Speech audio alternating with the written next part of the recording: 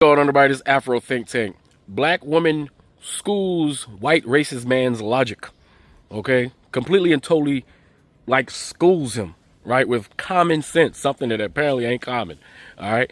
Because, you know how white folks, they really want to say the N-word. They want to be able to say and do they're obsessed with us, right?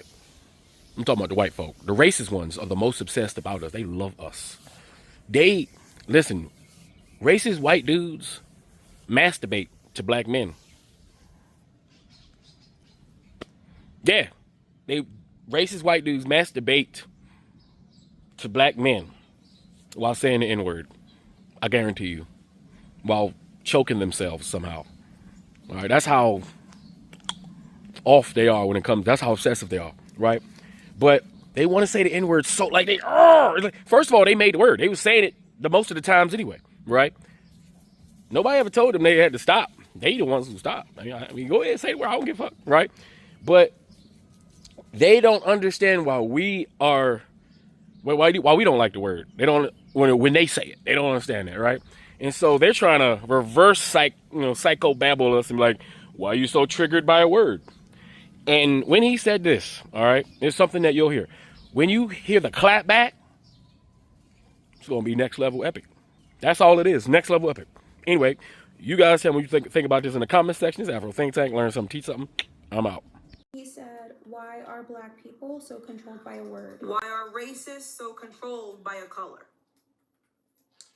Perhaps they are new to this here planet, but words mean things. Welcome to the concept of language. I can't believe this has to be explained to anyone over the age of 5, that words are used to communicate messages, stories, form civilizations and societies. Wars have been started because of an exchange of words. God sends people to hell over words, not their pigment, their words. So by their logic, God, I guess, is chimping out too. This is why he said in Proverbs, there is power in the tongue, and the tongue has the power of life and death. God cast Lucifer out of heaven because of his words, when he too practiced the sin of supremacy. James says the same mouth people use to praise God is often used to curse human beings made in God's image. I tell you, on the day of judgment, people will give account for every careless word they speak. This is how important even God views words. So I guess God is controlled by words too. Why do black people have a reaction to violent language? Oh, I don't know. Because they're human. The same way a bigot's mother would have a reaction to a complete stranger approaching them on the street and calling them a cunt. The same way an Asian or a Latino would have a reaction to derogatory slurs about their ethnic group. The same way your boss would have a reaction if you called them something disgusting and vile, or your mother, or your pastor. They are human beings. Words mean things, boys and girls. If that wasn't the case, why cry over a woman's false allegation against you? If Sarah decided to tell the police that Connor forced himself on her and it wasn't true, I'm guessing they wouldn't have an issue with it because words don't mean things. Or do they suddenly matter in this instance? Well, I think those say, well, a false allegation is against the law. What's a law? A collection of words. Right. The society agrees, carries authority and consequences. If words were meaningless, then laws would be meaningless. Contracts would be meaningless. Wedding vows would be meaningless. Threats, defamation, false accusations would be meaningless. But nobody lives like words are meaningless. The same people who say it's just a word suddenly understand language perfectly when the words affect them. These same people are so controlled by a color to the point where they would write a 180-page manifesto filled with words about a stranger's color.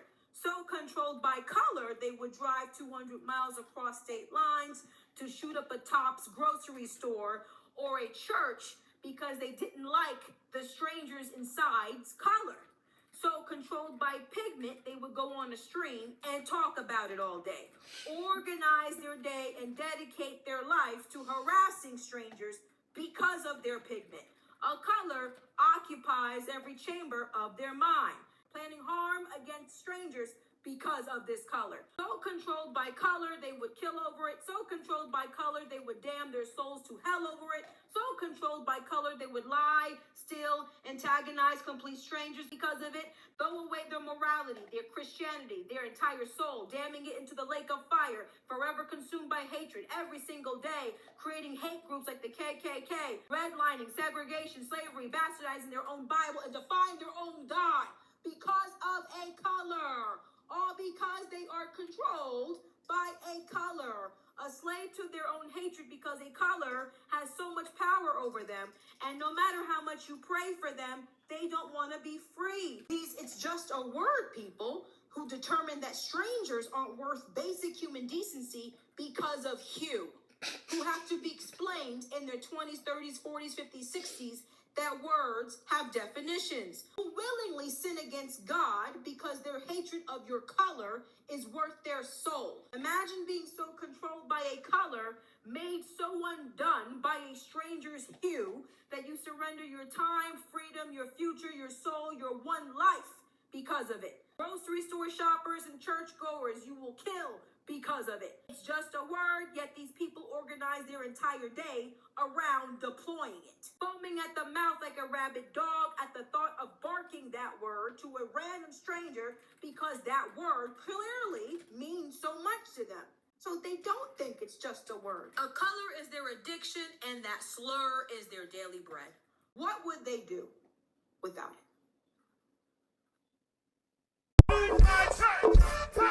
Leave it there.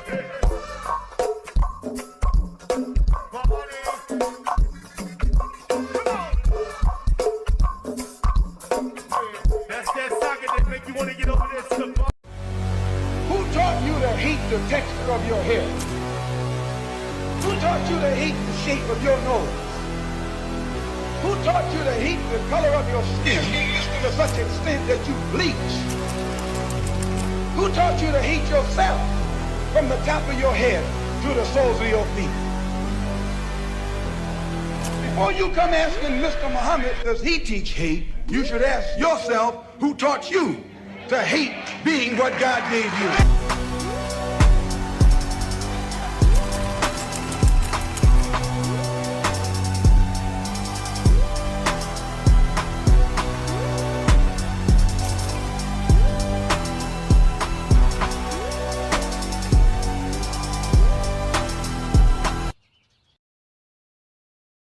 Free Sudan, boycott diamonds and gold. Free Sudan, boycott diamonds and gold. We most definitely cannot forget about the people of Sudan. Thanks for watching Afro Think Tank. Don't forget to like, share, and subscribe. And follow me on Substack and Patreon for more content. Remember, it's Pan-Africanism or nothing.